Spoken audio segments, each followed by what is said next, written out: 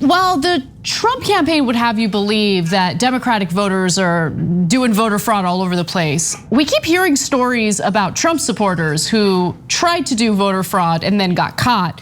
One of them is a man who's now being investigated for the murder of his wife.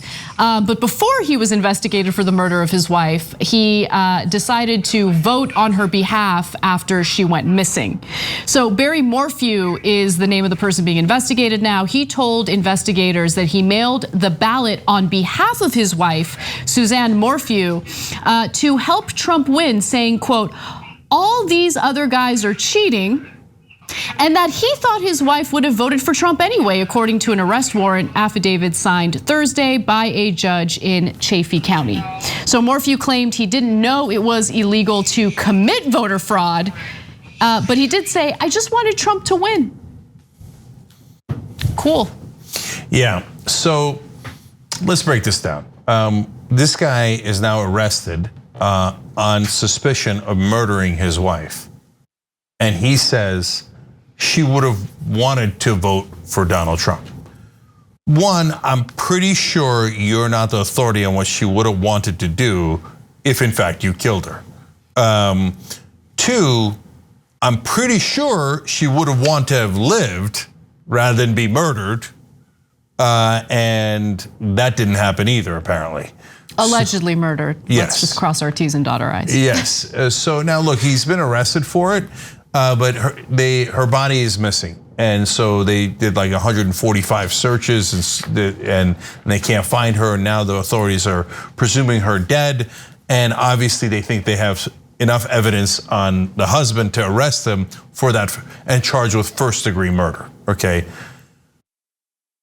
Now, is he the average Trump voter? Of course not, right? Oh, and then he pretended to be, according to the authorities, he pretended to be all upset about it and made these videos. Oh my God, I'm trying to find my wife, etc. We'll find out in court if that's, what evidence they have on him. But so, anyways, he was worried about Democratic voters cheating, and then he proceeded to commit voter fraud.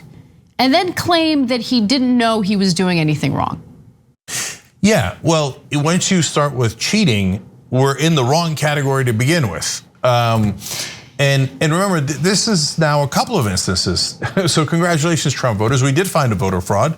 And almost every instance is of a Trump voter. And almost every time they say the same exact thing. The guy in Pennsylvania that voted for his dead mom said the same exact thing. I mean, Trump tells me everybody's cheating anyway. Democrats are cheating anyway. We might as well do it, right?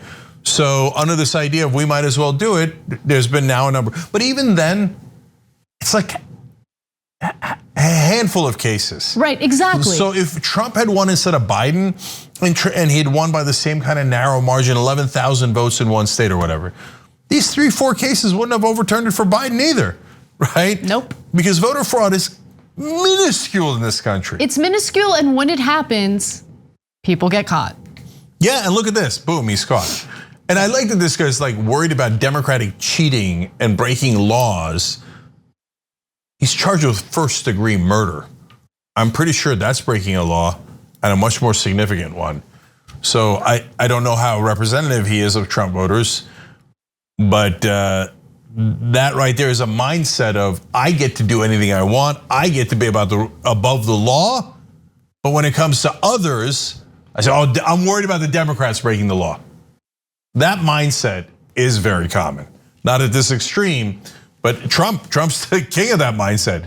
He's like, I'm the only one who can give you rule of law and order. He said that at the convention in 2016, right? Then he went and broke every law there was about self-enrichment, asking for favors from the foreign governments for his own elections, campaign finance laws, and the list goes on and on and on. When right-wingers talk about the rule of law, they mean what we're going to use to oppress you. They don't mean the actual rule of law, which they flout sometimes in extreme ways all the time. Yeah. Thanks for watching The Young Turks. Really appreciate it. Another way to show support is through YouTube memberships. You'll get to interact with us more. There's live chat emojis, badges. You've got emojis of me, Anna, John, JR. So those are super fun. But you also get playback of our exclusive member-only shows and specials right after they air. So all of that, all you gotta do is click that join button right underneath the video. Thank you.